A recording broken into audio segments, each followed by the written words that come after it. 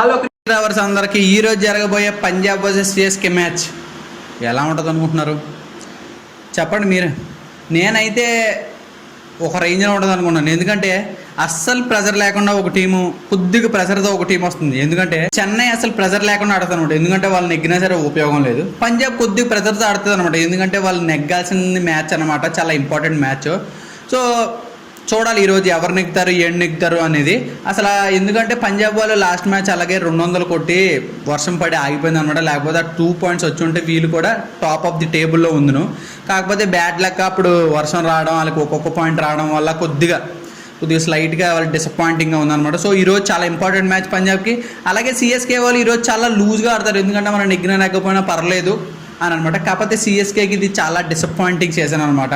ఎందుకంటే ఏదో ఒక ఐపీఎల్లో ఏదో ఒక టీంకి డిసప్పాయింట్మెంట్ ఉండాలి. చెన్నై ప్రతి ఇయర్ కూడా అదే టాప్ టేబుల్లో ఉండాలంటే మిగతా టీంలు ఒప్పుకో కదా.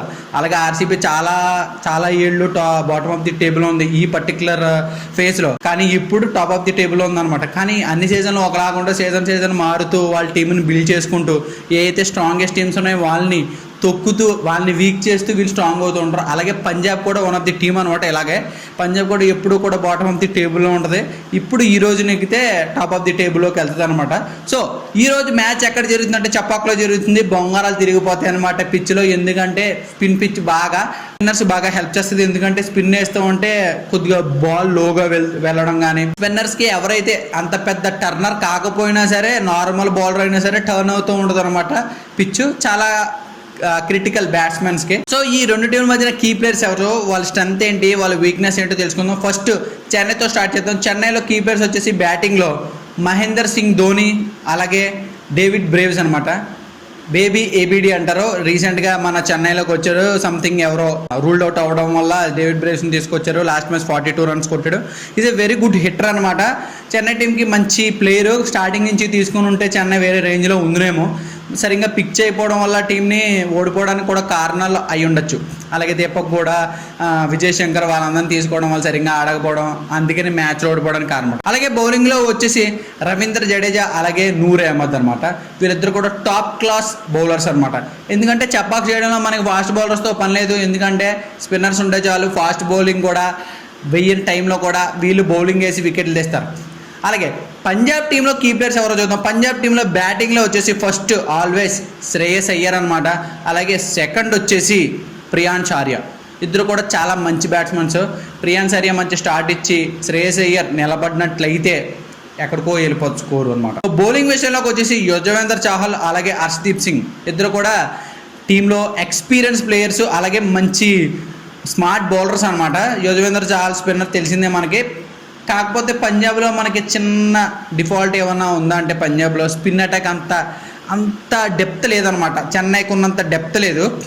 కానీ పర్లేదు, వాళ్ళ స్పిన్ ఉన్నా లేకపోయినా వాళ్ళ బ్యాటింగ్తో సాధించేస్తున్నారు అనమాట.